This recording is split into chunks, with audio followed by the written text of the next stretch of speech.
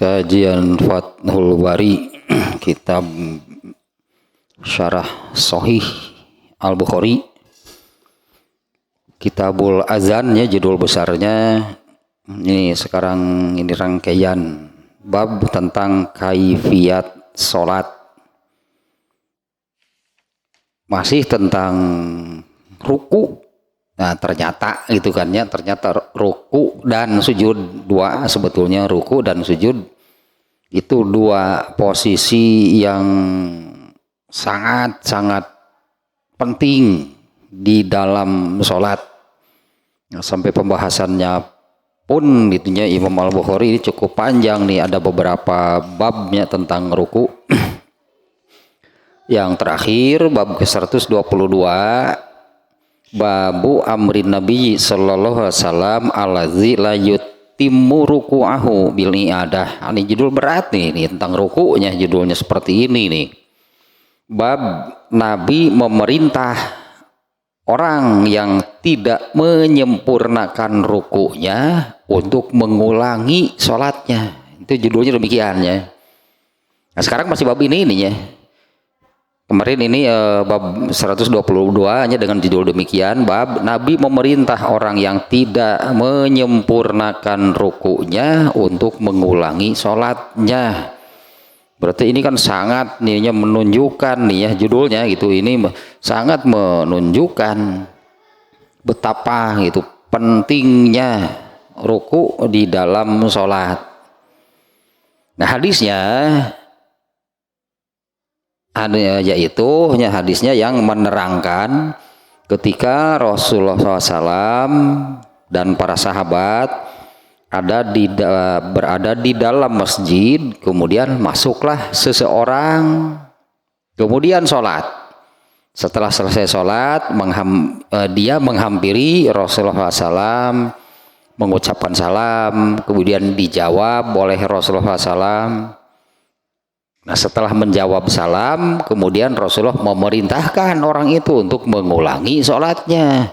Alasannya, kamu sama dengan tidak sholat. Kemudian orang itu sholat lagi seperti yang diperintahkan oleh Rasulullah SAW. Setelah selesai, balik lagi, mengucapkan salam lagi, dijawab lagi oleh Rasulullah SAW. Setelah menjawab sholat, Rasulullah memerintahkan, ulangi sholat kamu.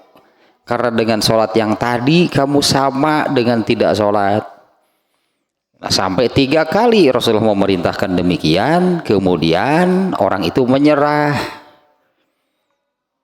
Ya, orang itu menyerah gitu ya, wahai Rasulullah, saya tidak bisa, saya tidak tahu, berarti saya tidak tahu, saya tidak bisa sholat yang lebih baik dari yang dilakukan berulang-ulang tadi. Nah, kemudian orang itu meminta kepada Rasulullah, kalau begitu ajarilah aku sholat. Nah, kemudian Rasulullah SAW mengajarinya secara lisan gitunya, jika kamu hendak sholat maka takbirlah. Sampai Rasulullah memerintahkan menerangkan 1 rakaat gitunya, apa yang dilakukan dalam 1 rakaat. Jika kamu berdiri sholat maka takbir, kemudian baca apa yang kamu hafal, baca surat apa yang kamu hafal. Nah kata-kata ini isinya yang memang tidak secara langsung juga nih. Kemudian rukulah. Nah ini memang salah satu amalan di dalam sholat itu adalah ruku. Nah perintahnya kemudian rukulah hingga kamu tumaninah, rukunya itu tumaninah. Ini yang terkait dengan rukunya. Yang belum lah, ada yang belum sinya. Jadi sekarang ini masih bab ini. Nah karena pada penjelasan Ibnu Hajar Al-Asqalani ya, di dalam kitab Fathul Bari ini ada yang belum tersampaikan, termasuk ada beberapa kesimpulan. Pentingnya, kesimpulannya sangat penting nih. Ada banyak, bukan beberapa lah, ada beberapa, saya catat 12. Ada 12 kesimpulan yang dimunculkan oleh Ibnu Hajar Al-Asqalani gitu dari hadis ini. Nah sekarang ininya beberapa penjelasannya dari kitab Fathul Bari itunya yang belum tersampaikan kemarin ya, sehingga hari ini gitu masih bab yang ini masih belum laju, belum ganti gitu babnya, masih bab yang ini. Pada ini kalau nggak salah sudah nih ya, pada riwayat yang lain yaitu pada riwayat Ibnu Abi Syaibah, redaksi hadisnya dakhala rajulun fasalla sholatan khafifatan lam yutimma ruku'aha wala sujudaha. Nah kalau di hadisnya ini tidak ada kata-kata demikian. Pada hadis riwayat Ibnu Abi Syaibah dengan redaksi yang demikian ya, artinya masuklah seseorang kemudian mengerjakan sholat yang ringan.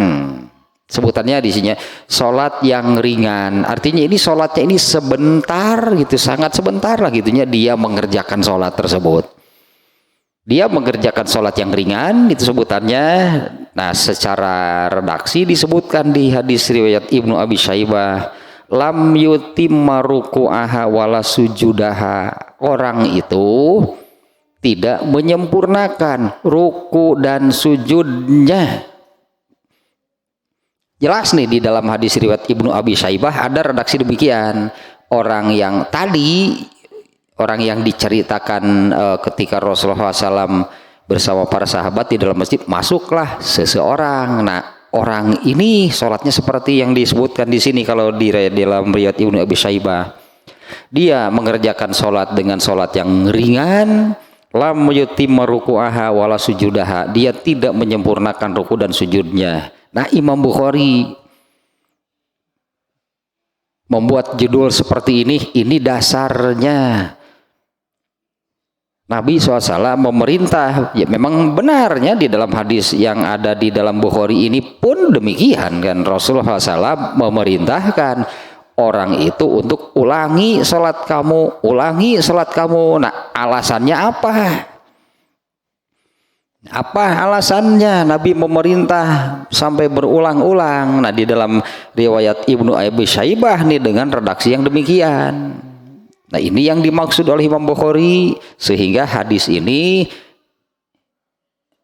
oleh Imam Al-Bukhari itu kan ditempatkan di dalam pembahasan tentang ruku, di mana menurut hadis ini juga hadis riwayat Ibnu Syaibah tadinya yang secara redaksi jelas tidak menyempurnakan ruku dan sujud. Nah Imam Bukhari kemudian memunculkan judul bab Nabi memerintah. Memang jelas di dalam hadisnya juga demikian. Kalau memerintahnya, Nabi memerintahkan orang yang tidak menyempurnakan rukunya untuk mengulangi. Kalau sholat itu perintahnya ulangi sholat kamu, berarti sholat sebelumnya tidak sah. Kenapa harus diulang? Berarti tidak sah, karena sesuatu yang sudah benar, yang sudah sah tidak perlu diulang. Nabi tidak akan memerintah untuk mengulangi sholatnya kalau sholatnya itu sudah benar, sholatnya itu sudah sah. Apa yang menyebabkan sholat orang itu demikian sampai Rasulullah menyabdakan, dengan sholat seperti itu kamu sama dengan tidak sholat? Pada hadis riwayat Ibnu Abi Syaibah, karena dia tidak menyempurnakan ruku dan sujudnya, itu alasannya. Kemudian ini beberapa penjelasan lagi nya dia dari kitab Fathul Bari, sangat banyak sebetulnya, sangat panjang penjelasannya, tapi tidak mungkin juga kalau disampaikan diterangkan semuanya. Ini saya sudah kasih tanda, diberi tanda beberapa yang perlunya, yang yang digaris bawahi lah, yang perlu disampaikan. Pada riwayat An-Nasai, hadis ini artinya diriwayatkan juga oleh An-Nasai.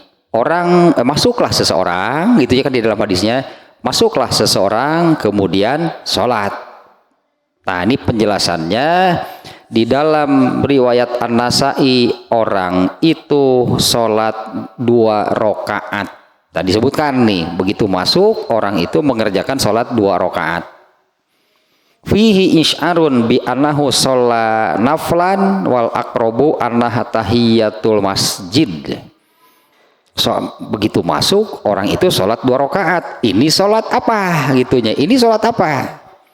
Kalau bagi para ulama katakanlahnya ahli ya sebutannya ahli hadis, ahli fikih, ahli usul fikih, mereka selalu ingin kejelasan ini sholatnya sholat apa. Tapi di dalam hadisnya, di dalam hadis yang ada di Bukhari-nya sendiri malah tidak disebutkan sholatnya bagaimana, hanya dikatakan bahwa orang itu masuk kemudian sholat, itu saja. Nah di dalam hadis riwayat An-Nasai disebutkan sholat 2 rakaat. Nah ini sholat apa? Kalau tidak ada penjelasan, yang paling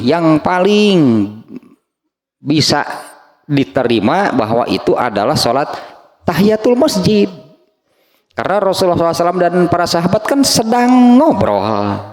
Kalau Rasulullah SAW dan para sahabat kan sedang ada di dalam masjid, tidak sedang sholat.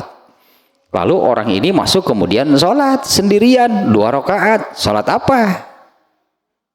Yang paling bisa diterima orang itu mengerjakan sholat tahiyatul masjid. Sholatnya sholat yang ringan 2 rakaat, nyawal aqrabu annaha tahiyatul masjid. Yang paling bisa diterima itulahnya kalau orang mengatakan oh mungkin sholat ini dari sekian banyak kemungkinan, sholat apa yang paling bisa diterima adalah tahiyatul masjid. Begitu masuk mengerjakan sholat 2 rakaat, sementara Rasulullah dan para sahabat kan enggak, tidak ada yang sholat. Dan kalau itu sholat wajib, seperti di hadis lain, ketika Rasulullah SAW dan para sahabat selesai mengerjakan sholat wajib, ada orang yang kesiangan, masbuknya keterlaluannya itu sampai sudah gak kebagian, yang di masjid sudah selesai sholatnya, ini baru datang.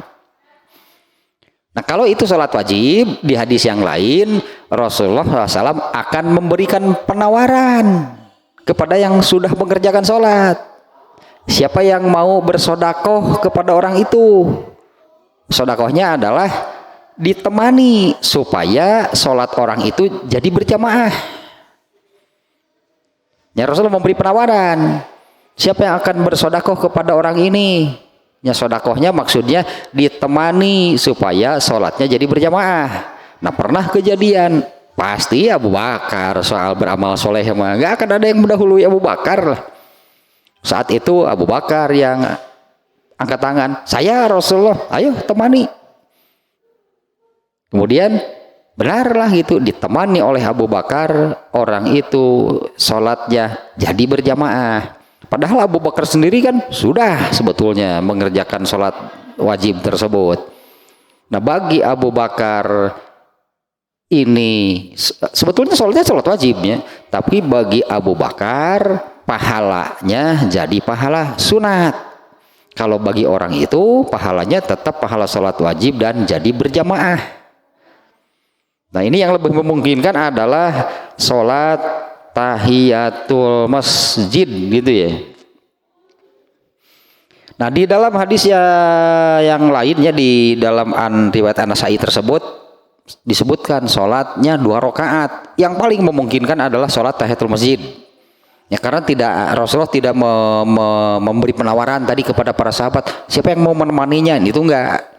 Di dalam hadis yang lain, di dalam riwayat yang An-Nasai ini ada juga redaksi seperti ini, wa qad kana nabiyyu sallallahu alaihi wasallam yarmaquhu fi sholatihi, ketika orang itu mengerjakan sholat, wa qad kana nabiyyu sallallahu alaihi wasallam yarmaquhu fi sholatihi, ternyata Nabi SAW itu memperhatikan sholat orang tersebut.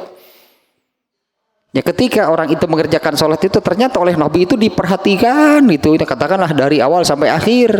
Makanya Nabi menyimpulkan, ulangi sholat kamu. Karena Nabi berarti benar-benar tahu persis ya, karena memperhatikan. Ternyata nih di dalam riwayat An-Nasai-nya di sini dengan redaksi seperti ini, wa qad kana Nabi SAW yarmaquhu fi sholatihi. Ternyata Nabi SAW itu memperhatikan dari awal sampai akhir ketika orang itu mengerjakan sholat. Nah kemudian ini catatan-catatannya ini banyak yang dilewat sebetulnya nih ya. Kemudian catatan berikutnya di dalam hadis ini yang ada di Bukhari itu redaksinya irji itu kembali lagi, karena orang itu kan sudah menghampiri Nabi, orang itu selesai sholat menghampiri Nabi mengucapkan salam, oleh beliau dijawab salamnya. Nah setelah beliau menjawab salam, beliau mengatakan, kalau di dalam hadis di sini kan balik lagi, irji itu balik lagi ke tempat tadi, berarti ke tempat tadi mengerjakan sholat. Nah kalau di dalam riwayat Ibnu Ajlan, Rasulullah SAW secara di sini secara tegas lah redaksinya, aid sholataka, ulangi sholat kamu. Aid ini bahasa Arabnya, aid sholataka, ulangi sholat kamu. Nabi memerintahkan kembali ke tempat tadi kamu mengerjakan sholat, dan aid sholataka, ulangi sholat kamu. Nah dari kejadian yang demikian, ada ini namanya Iyad Al-Qadi Iyad. Kalau di kalangan ahli fikih sebutannya ini terkenal nih, Al-Qadi Iyad. Di antaranya ini dia mengatakan seperti ini, fihi anna af'alal jahili fil ibadati ala ghairi ilmin la tujzi'u. Boleh dikatakan ini pendapat, ini Al-Qadi Iyad gitu, dari kejadian tersebut, yaitu Nabi memerintahkan untuk ulangi sholat kamu, bahkan kan lebih dari satu kali ya. Nah dari kejadian itu Al-Qadi Iyad mengatakan begini nih, yang barusan, anna af'alal jahili fil ibadah, amalan ini coba perhatikannya, ini makanya saya garis bawahi, ini hal-hal yang pentingnya nih yang saya ambil nih ya, dari beli catatan Ibnu Hajar Al-Asqalani ini. Anna af'alal jahili fil ibadati ala ghairi ilmin, amalan ini terjemah aslinya sih orang yang bodoh, af'alul jahil, amalan orang yang bodoh dalam urusan agama, ala ghairi ilmin itu artinya tidak berdasarkan ilmu. Artinya yang bodoh di sini adalah orang yang tidak tahu ilmunya. Dia melaksanakan ibadah tapi tidak tahu ilmunya. Ibadahnya dilaksanakan tapi tidak dilandasi dengan ilmunya tentang ibadah tersebut. Bukan bodoh secara keseluruhan nih.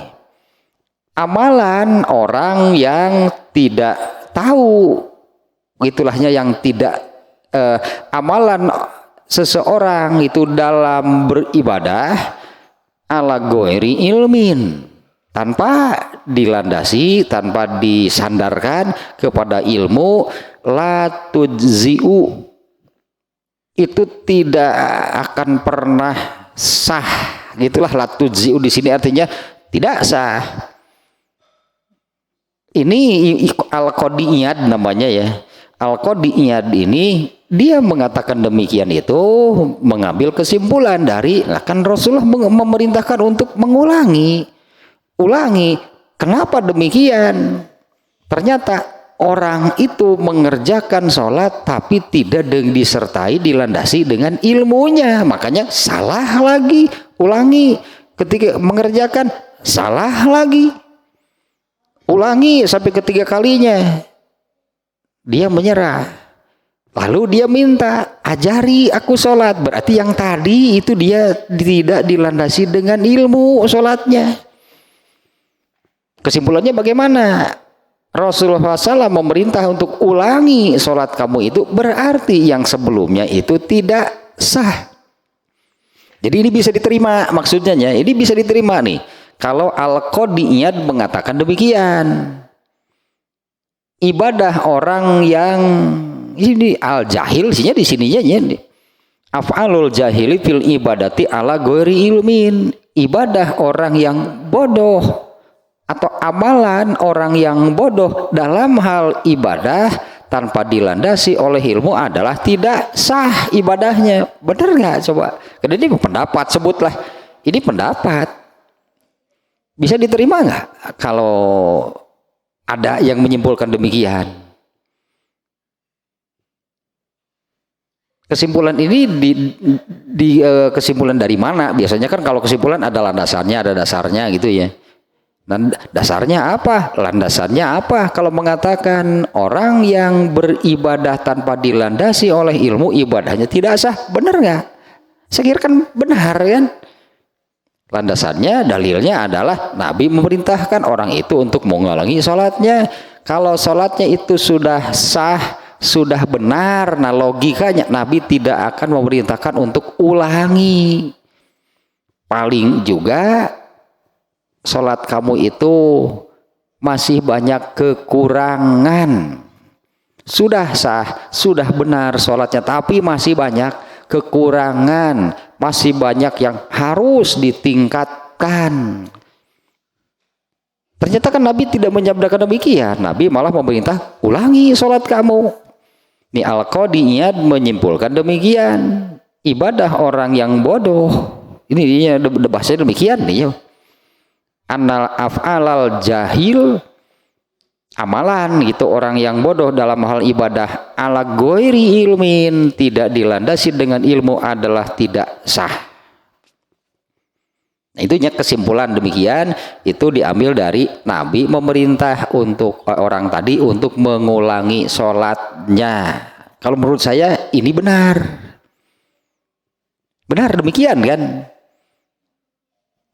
Karena kita analisanya demikian kan, kalau orang itu sholatnya sudah benar, sudah sah, tapi misalnya ada yang kurang, nah Rasulullah SAW tidak akan memerintahkan untuk mengulangi sholatnya. Paling juga Rasulullah SAW akan memerintahkan untuk sempurnakanlah, usahakanlah sholatnya lebih baik lagi. Kalau ini kan nggak ulangi sholat kamu, gagal, berarti gugur sholat yang sebelumnya.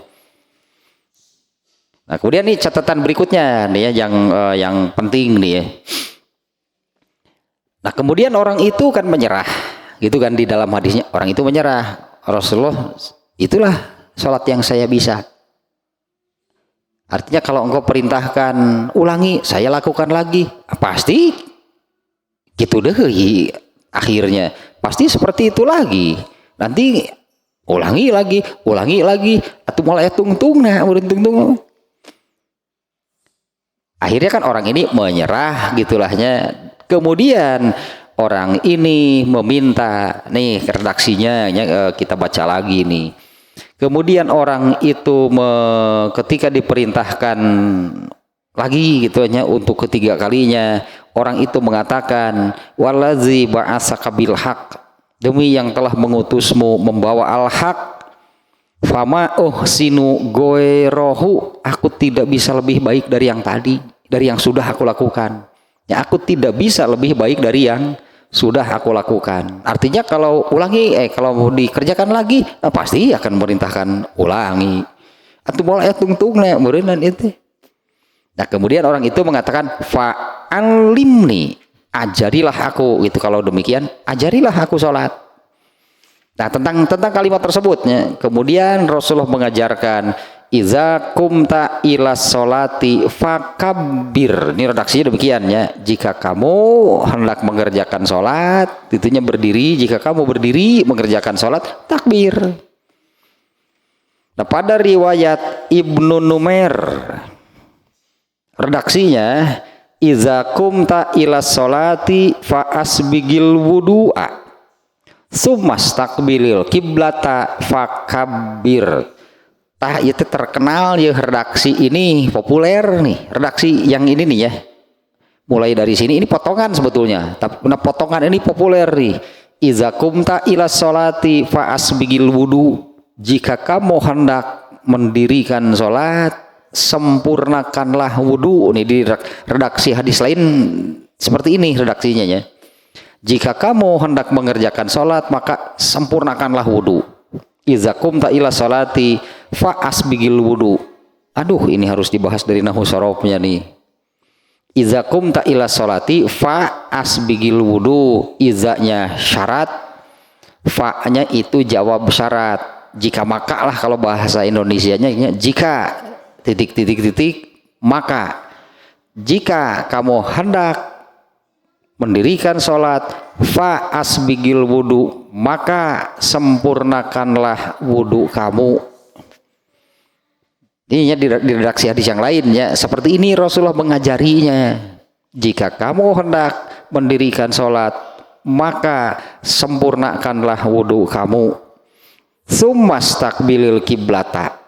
Summa, nah di sini pakai summa, ini yang saya katakan harus ada sedikit lahnya pembahasan tata bahasa Arabnya, nahwu sorofnya. Summa, kemudian. Nah kalau kata summa, kemudiannya itu tidak berdampingan, tidak langsung, tapi ada jeda. Jika kamu hendak mendirikan sholat, maka sempurnakanlah wudu. Artinya lakukan dulu, menyempurnakan wudunya. Summa, kemudian, tapi kemudiannya itu tidak langsung berdampingan. Karena kalau langsung berdampingan seperti ini, jadi logikanya. Selesai wudhu langsung menghadap kiblat, itu menghadap kiblatnya berarti di tempat wudhu.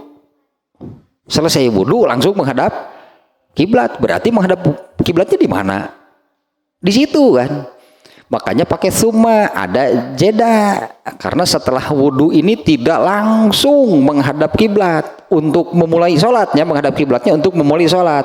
Makanya pakai summa. Kalau dalam kaidah bahasa Arabnya itu litartib wa ta'qib. Ini menunjukkan urutan, tapi ada jeda dari wudu ke menghadap kiblat. Ada jeda nggak? Ya pastilah setelah wudu, bagian setelah wudu apa langsung menghadap kiblat gitu, beres wudu langsung berdiri menghadap kiblat untuk sholat kan enggak. Beres wudu bagian berdoa dulu. Baca tasyahud gitu, baca tasyahud dulu, berdoa dulu, meninggalkan tempat wudhu dulu, masuk masjid dulu, kemudian makanya ada jarak. Jika kamu hendak mendirikan sholat, maka sempurnakan wudhu kamu. Kemudian, nah kalau ini sudah benar-benar mau mengerjakan sholatnya, menghadaplah ke kiblat. Di mana melakukannya? Kan bukan di tempat wudhu kan sholatnya.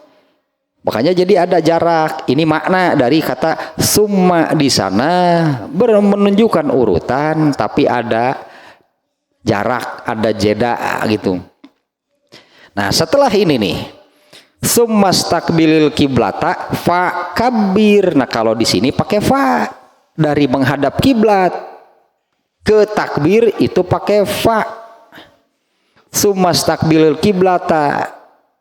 Kalau sudah yakin menghadap kiblat, fa kabir, ini urutan pekerjaannya. Setelah menghadap kiblat apa?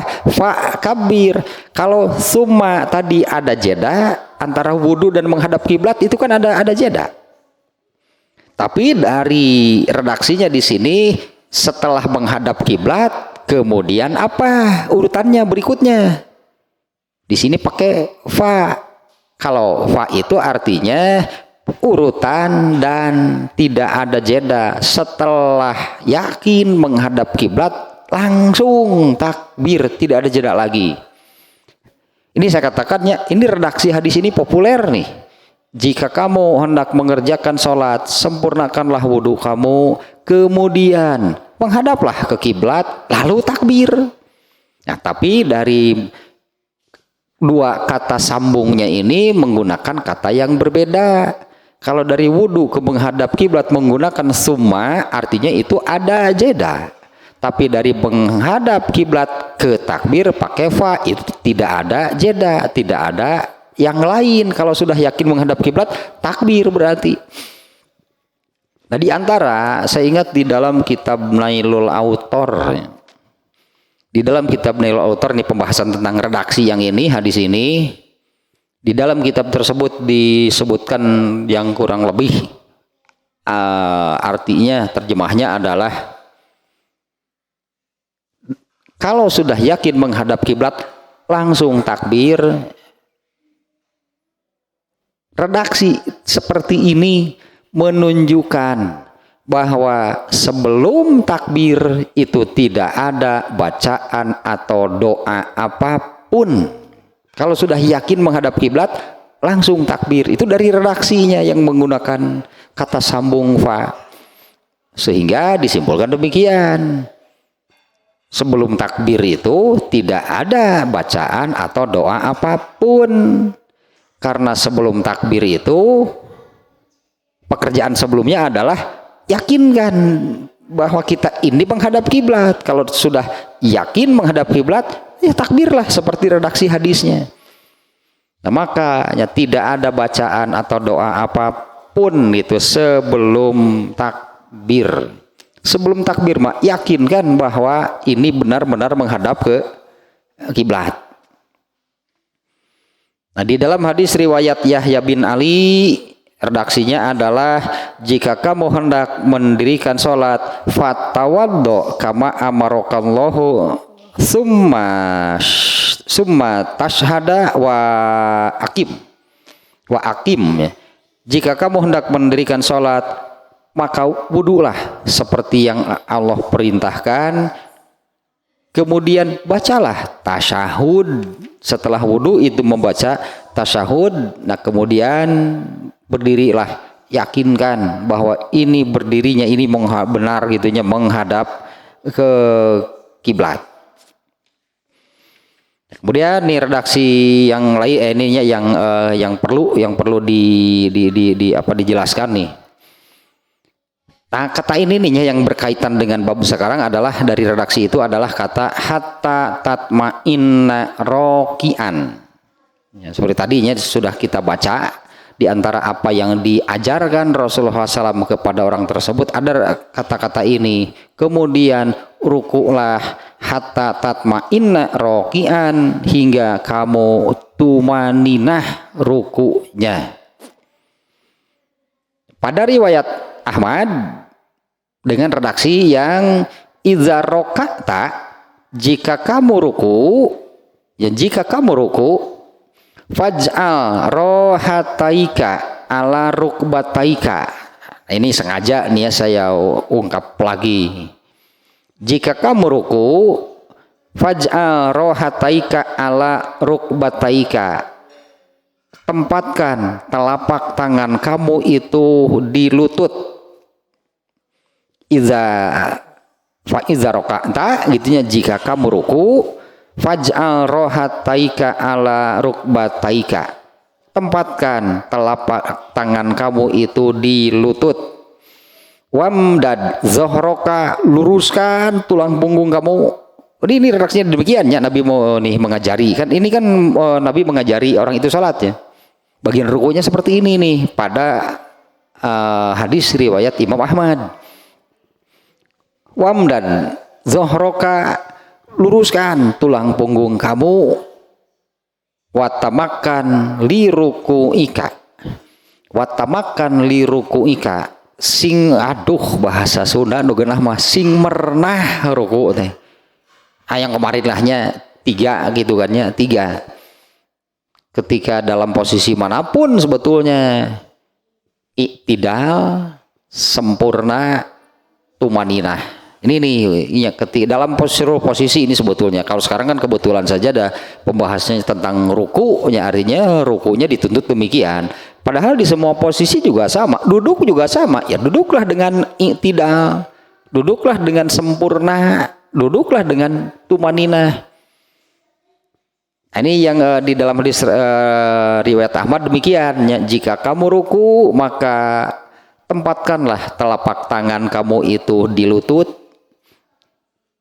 luruskan tulang punggung kamu dan kerjakanlah ruku itu dengan tumaninah, gitu kesimpulannya.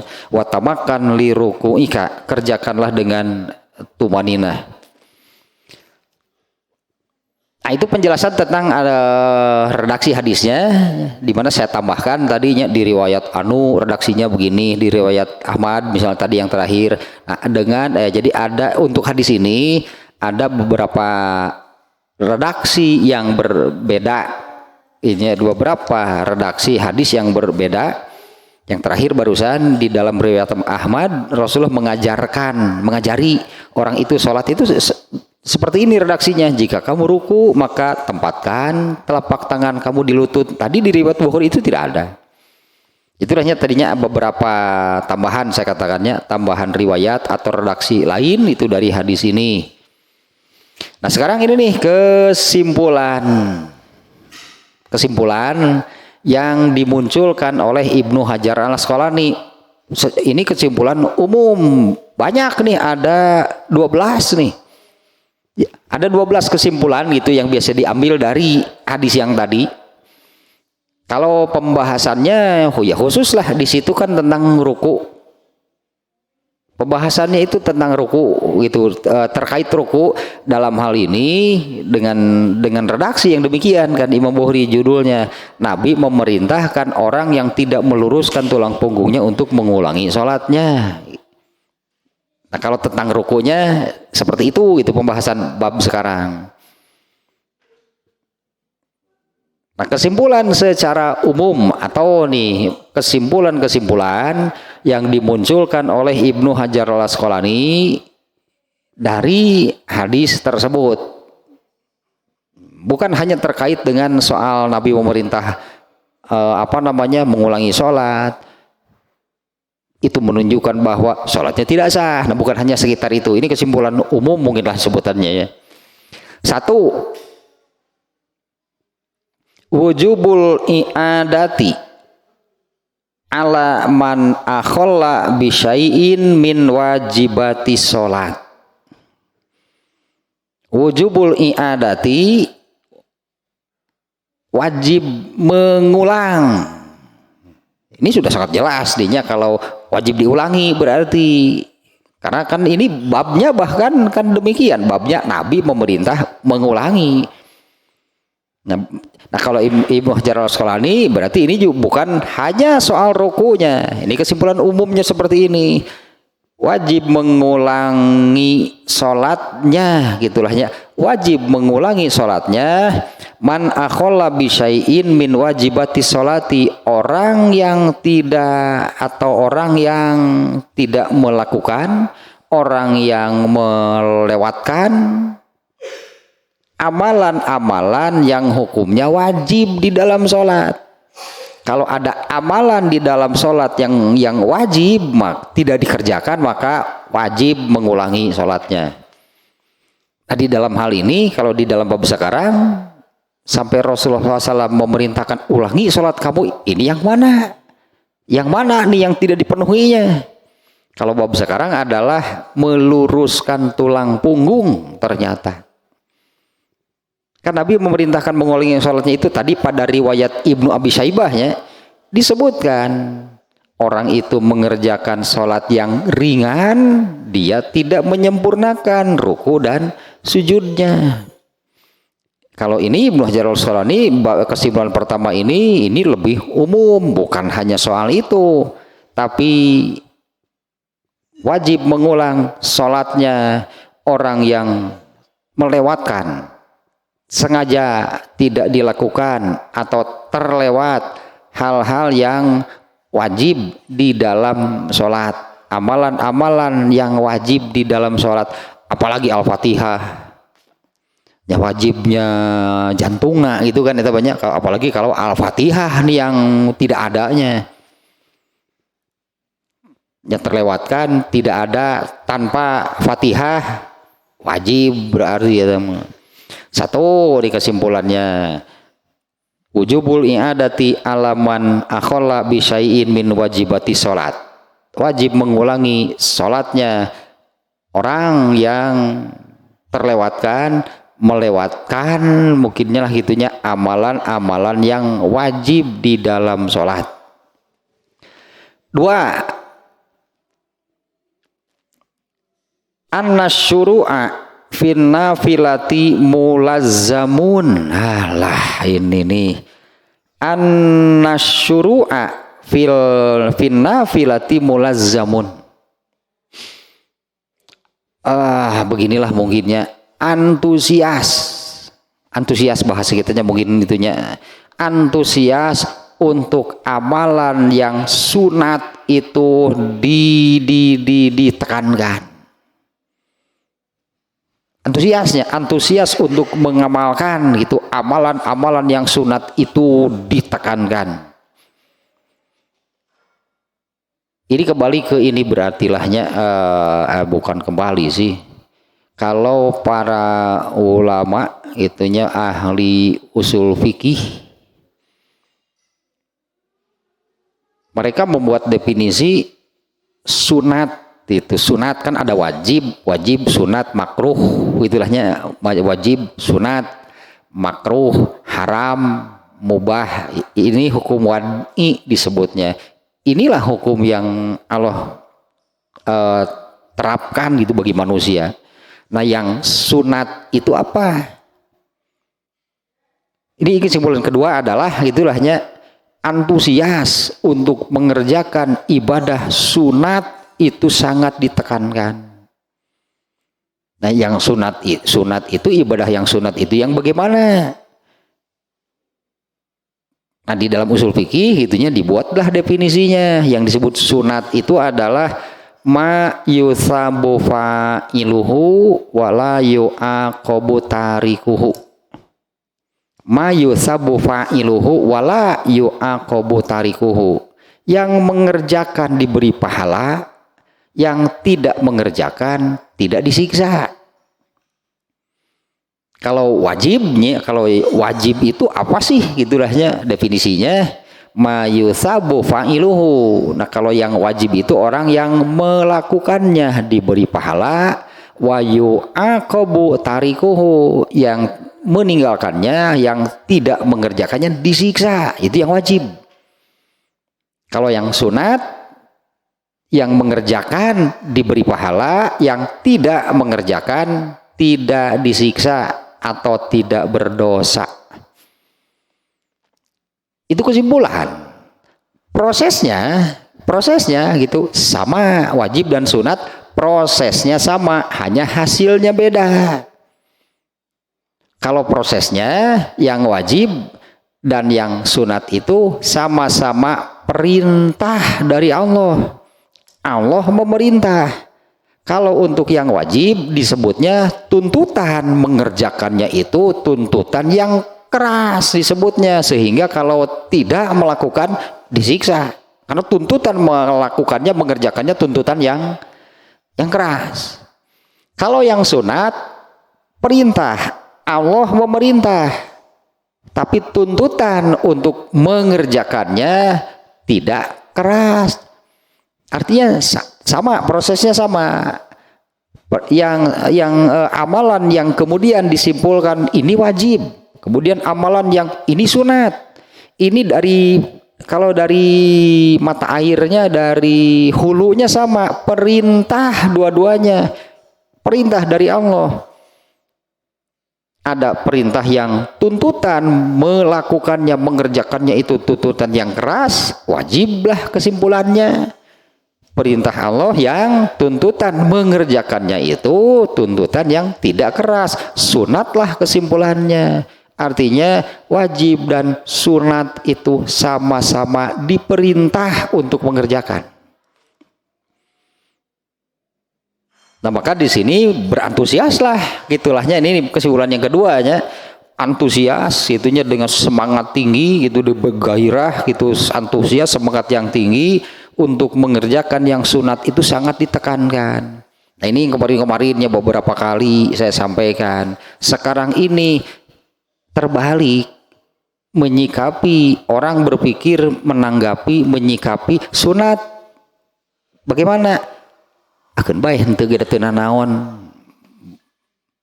Malah bukan antusias untuk mengerjakan. Orang mengatakan demikian, dia ini justru semangatnya semangat meninggalkan. Semangatnya itu semangat untuk tidak melakukan. Dengan alasan, nggak apa-apa kan, tidak mengerjakan juga kan nggak dosa.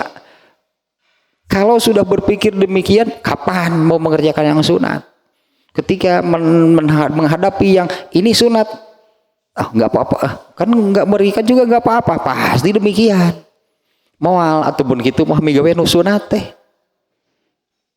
Ya kalau cara berpikirnya dia nggak akan mengerjakan yang sunat, karena setiap kali katakanlah menghadapi itu yang ini hukumnya sunat, nggak juga kan nggak apa-apa, ente doi berarti nggak melakukan. Ketika menghadapi yang sunat, dia akan mengatakan demikian lagi, akan nggak mengerjakan juga nggak apa-apa, kan nggak berdosa, kan nggak disiksa, nggak lagi. Mestinya tahu dari hulunya tadi, dari prosesnya. Wajib dan sunat itu adalah dua-duanya itu perintah dari Allah. Kalau wajib itu tuntutan mengerjakannya tuntutan yang keras, kalau sunat itu tuntutannya tidak keras. Nah kalau sudah berpikir demikian, nggak apa-apa kan, nggak melakukan juga kan hukumnya sunat, nggak melakukan juga kan nggak berdosa. Kalau mindsetnya seperti itu kecenderungannya lah, justrunya kecenderungannya semangatnya itu semangat tidak melakukan. Padahal kan diadakannya yang sunat itu ibadah yang sunat itu bukan hanya sholatnya, karena untuk zakat ada yang sunatnya. Banyaklah ini amalan-amalan yang sunat. Nah Allah mengadakan amalan-amalan yang sunat ini untuk menambah menyempurnakan kekurangan-kekurangan yang ada pada ibadah wajib. Artinya kan itu amat sangat penting ibadah sunat, karena dipastikan tidak ada siapapun yang mengerjakan ibadah wajibnya itu dengan sempurna, banyaklah kekurangannya pasti. Makanya Allah mengadakan amalan-amalan yang sunat untuk tambalan gitu, tahnu barolongna kekurangannya yang ada pada ibadah wajib. Tapi malah berpikir, kalau nggak melakukan juga kan nggak apa-apa, kan nggak melakukan juga kan nggak berdosa. Nah setiap kali mendapati ibadah yang sunat, demikianlah menanggapinya, nggak apa-apa kan nggak mengerjakan, moal berarti tah nepi ka irah ge nggak akan mengerjakan kalau sudah cara berpikirnya demikian. Nah ini ke yang kedua nih ya, kesimpulan kedua. Dari mana gitu kan Imam Ibnu Hajar Al-Asqalani menyimpulkan demikian, ini dari mana? Dari orang itu masuk ke dalam masjid kemudian sholat 2 rakaat, itu sholat apa? Sholat sunat. Dan oleh Rasulullah kan diperintah untuk ulangi. Itu Rasulullah berarti menganggap penting meskipun itu ibadah sunat. Jadi bukan udah nggak apa-apa lah, ini kan sunat, kan berarti apa ada sunat iya. Dah Nabi itu berarti gitu. Malah ada nih, wah ini parah ini. Malah ada ini seorang ustadz nih yang seperti ini. Dia menerangkan tentang sholat qobla maghrib, bukan rawatibnya. Kalau rawatib kan ba'da maghrib. Nah untuk sebelum sholat maghrib ada sholat sunat qobla maghrib lah disebutnya kalau namanya, tapi bukan kelompok rawatibnya, karena kalau untuk rawatib gitu sholat maghrib itu yang ada sesudahnya, ba'danya. Malah ada nih yang menerangkan begini, kalau kita mau berjamaah maghrib nih, lalu ada orang yang mengerjakan sholat qobla maghrib, ini bisa diri mengatakan sudah tinggalkan sajalah, kita qomat berjamaah saja, kan rawatib qobla maghrib pahalanya kan kecil, buat apa? Dan ngehalangan aing mah. Malah menghalangi orang untuk mengerjakan sholat sunat. Nanti orang itu akan kapok mengerjakan sholat sunat karena nanti saya sedang sholat qobliyah maghrib ditinggalkan. Dan orang lain kan berarti tidak ada yang akan mengerjakan kalau demikian. Ini sangat bertentangan nih, kalau menjelaskan demikian sangat bertentangan dengan famay ya'mal mithqala dzarratin khairan yarah. Barang siapa beramal soleh sekecil apapun pasti ada balasannya dari Allah. Bandingkan nih amalnya nih, kita bandingkan amalnya nih. Ini hadis yang ini nih. Apabila seseorang membuang duri dari jalan, duri atau paku atau pecahan kaca mungkinlah yang membahayakan pokoknya ya. Sebutlah kita ini durinya. Jika ada orang yang membuang duri dari jalan karena beriman kepada Allah, dua ini Allah memberikan amal itu dibalas dengan dua hal oleh Allah. Satu, diampuni dosa-dosanya. Yang kedua, yang pertama adalah Allah memuji menyanjung orang itu. Ini Allah nih yang memujinya menyanjungnya. Dan dosa-dosanya diampuni. Amalnya apa? Menyingkirkan duri dari jalan. Hadisnya demikiannya di Bukhari juga ada.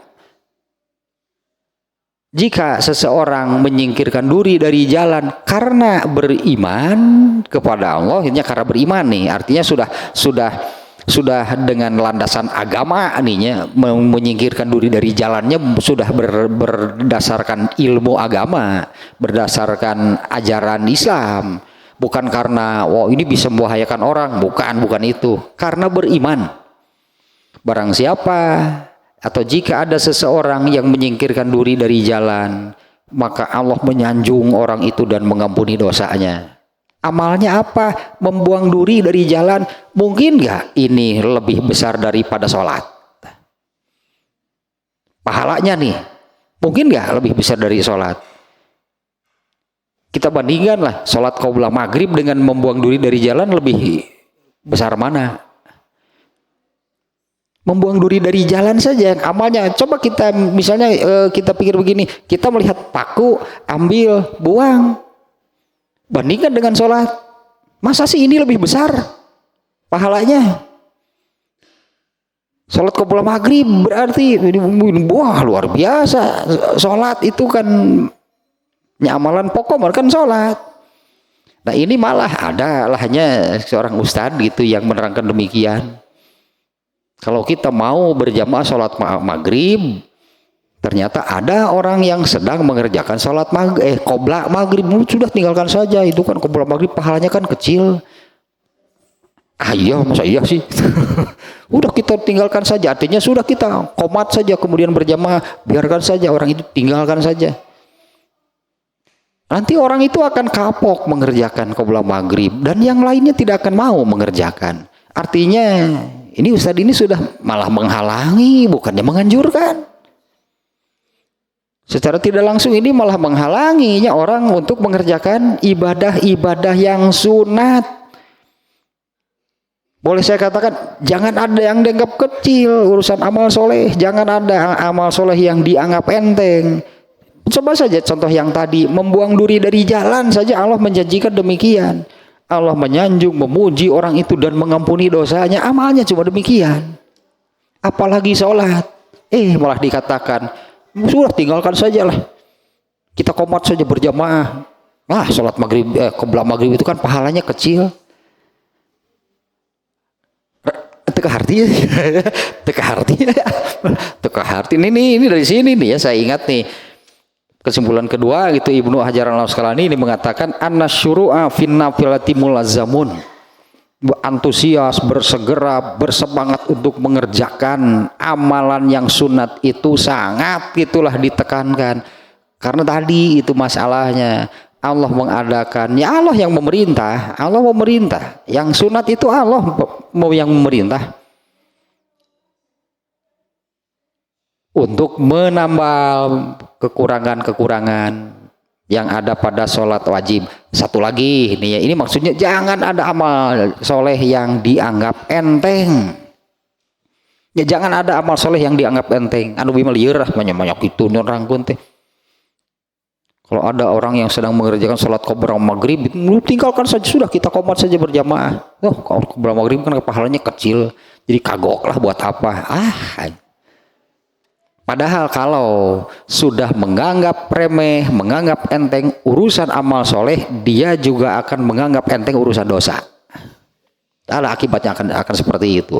Kalau sudah menganggap enteng urusan amal soleh, dia akan menganggap enteng urusan dosa. Kalau amal soleh artinya dianggap enteng tidak dilakukan, kalau urusan dosa dianggap enteng justru jadi dilakukan karena kan dianggap enteng. Oh nggak apa-apa lah kan dosanya kecil ini. Jadi gitu tuh. Ya sudah, mari kita lakukan. ACDC bolak-balik lah pokoknya. ACDC nih. Bolak-balik kalau sudah menganggap enteng urusan amal soleh, dianggap enteng itu artinya tanggunglah dilakukan juga. Pahalanya kecil, nah dianggap enteng disebutnya urusan amal soleh. Maka kecenderungannya meninggalkan, tidak dilakukan, dan orang yang demikian juga akan menganggap enteng urusan dosa. Satu lagi ini nih ya. Oh ternyata apalagi hadis ini sangat berat nih ya. Ini hadis ini kan hadis yang menerangkan ketika seseorang dihisab itu situasinya seperti apa. Ketika dihisab oleh Allah itu kan didudukan, ditempatkan di satu tempat sekelilingnya neraka. Ditanya oleh Allah, siapa yang bisa bicara dalam situasi demikian? Nah maka Rasul ini nih Rasul menerangkan demikiannya. Ini ketika dihisab itu seperti itu. Kemudian Rasulullah memerintahkan itakunar, selamatkan diri kalian dari neraka walau bisyikit tamroh, dengan amal sekecil apapun. Kalau itu sih terjemahnya, meskipun hanya selamatkanlah diri kalian meskipun hanya dengan sodakoh setengah butir kurma. Coba nilainya berapa setengah butir kurma?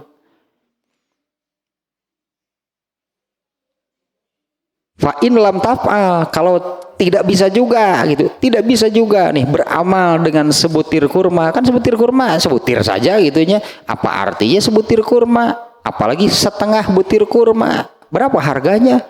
Sangat kecil kan, bahkan nggak jelas sih berapa sih harganya setengah butir kurma. Anggap seperti inilah misalnya kalau kita pergi ke orang yang berdagang kurma, kita tanya 1 kilonya berapa. Misalnya, oh ini 1 kilonya kalau pakai rupiah mungkin ini 200.000. Ari hiji ini sabaraha coba. Kalau ini satu berapa? Cek tukang dagang nate.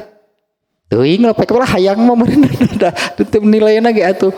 Tapi bahkan di dalam hadisnya, selamatkan diri kamu dari api neraka meskipun hanya sodakoh setengah butir kurma, kan amat kecil artinya. Jika tidak mampu juga, fabi kalimatin thayyibatin, selamatkanlah diri kamu dengan bicara yang baik. Nah Rasulullah itu artinya sangat menekankan, menganjurkan beramal soleh sekecil apapun yang bisa dilakukan.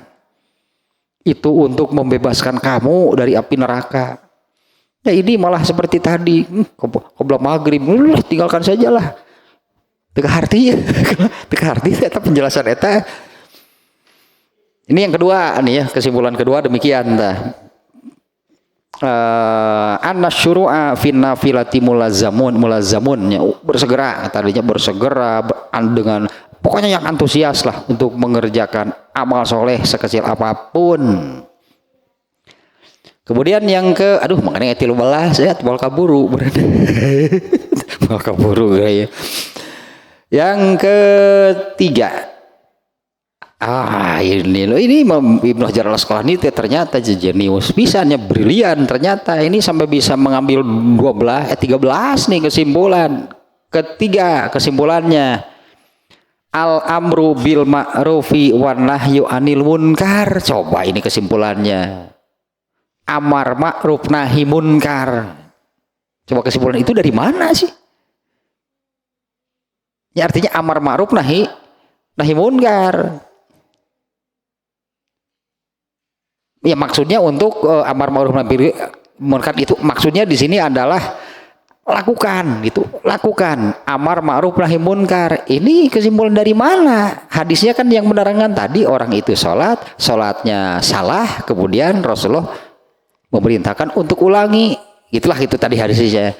Nah kesimpulannya adalah lakukanlah amar ma'ruf nahi munkar. Ini kesimpulan dari mana? Itu kan Nabi melihat kemungkaran, berarti Nabi melihat kemungkaran dan oleh Rasulullah diperintahkan untuk mengerjakan yang baik. Nabi melarang asli mal tamatnya dipanjangin deh. Kenapa sampai kesimpulannya amar ma'ruf nahi munkar? Yang ada kan perintah dari Nabi, itu kan perintah ulangi, itu kan Nabi memerintahnya, bentuknya perintah. Ulangi sholat kamu. Nah, kalau kita menggunakan kaidah usul fikihnya, al amru bisyai'i amrun bididdihi. Perintah terhadap sesuatu itu artinya larangan untuk hal sebaliknya. Berarti orang itu mengerjakan dengan cara sholat yang seperti itu adalah kesalahan, bahasa Arabnya kemungkaran gitu. Makanya oleh Rasulullah dicegah, jangan diulangi lagi. Kan itu kan makna kebalikan dari perintahnya. Nabi kan memerintah untuk kerjakan lagi sholat. Terus larangan apa yang terkandung di sana? Jangan sekali-kali lagi sholat yang seperti yang tadi. Jangan ulangi lagi sholat yang tadi. Itu tak amar ma'ruf nahi munkar. Dari kejadian seperti ini Ibnu Hajar al-Asqalani ini benar-benar brilian nih ya. Sampai bisa memunculkan kesimpulan demikian. Padahal dari kejadian yang demikian, mana sih amar ma'ruf nahi munkarnya? Andai misalnya Rasulullah SAW melihat orang yang sedang mengerjakan perbuatan dosa lalu dicegah oleh Nabi, atau budak letik apalin gitu. Kalau dari kejadian demikian ya anak kecil juga tahu Nabi itu mau mencegah kemungkaran. Ini kan orang itu mengerjakan sholat, orang itu sholat, tapi kemudian Rasulullah kan memerintahkan ulangi sholat kamu. Di situ tersirat perintah dari sesuatu itu adalah larangan untuk kebalikannya. Larangannya apa? Larangannya adalah jangan diulangi lagi sholat yang tadi. Berarti itu apa? Kemungkaran, kesalahan. Artinya kesalahan dalam beribadah itu adalah kemungkaran. Ini luar biasa nih, hebatnya nih Ibnu Hajar al-Asqalani. Kesimpulan ketiga adalah amar ma'ruf nahi munkar. Dari hadis ini ada gitulahnya disimpulkan bahwa Rasulullah SAW, apa yang dilakukan oleh Rasulullah SAW di hadis ini, beliau mengamalkan, beliau melaksanakan amar ma'ruf nahi munkar. Jelaskan Rasulullah memerintahkan untuk mengerjakan yang benar, memerintahkan mengerjakan yang baik. Jangan yang tadi sholatnya ulangi, makanya. Tapi adapun kenyataannya kan orang itu ternyata tidak bisa lebih baik. Rasulullah, saya tidak bisa sholat lebih baik dari sholat yang tadi. Makanya orang ini kan kemudian minta, ajarilah aku sholat. Meskipun hadis itu hanya sampai di sana, Rasulullah kemudian mengajari sholat. Tidak ada misalnya di hadisnya itu memang tidak diterangkan lalu orang itu sholat lagi seperti yang sudah diajarkan Nabi. Nah memang tidak adanya lanjutannya. Tapi ini benar nih, amar ma'ruf nahi munkar nih dari dalil seperti ini. Artinya kan ini di benang merahnya kesimpulan ini adalah Rasulullah SAW melihat orang itu sholatnya sangat buruk, sholatnya salah, dan itu adalah kemungkaran. Makanya Rasulullah kemudian memerintahkan ulangi, maksudnya memerintahkan sholat yang benar, ta'eta ma'ruf nama, itulah kebaikannya. Meskipun kenyataannya orang itu memang tidak bisa sholat lebih baiknya dari yang sudah dikerjakan. Orang itu kemudian minta, ajarilah aku. Nah kemudian Rasulullah mengajari yang benarnya. Yang tadi yang salahnya itu adalah kemungkaran, itu harus dicegah, harus ditinggalkan.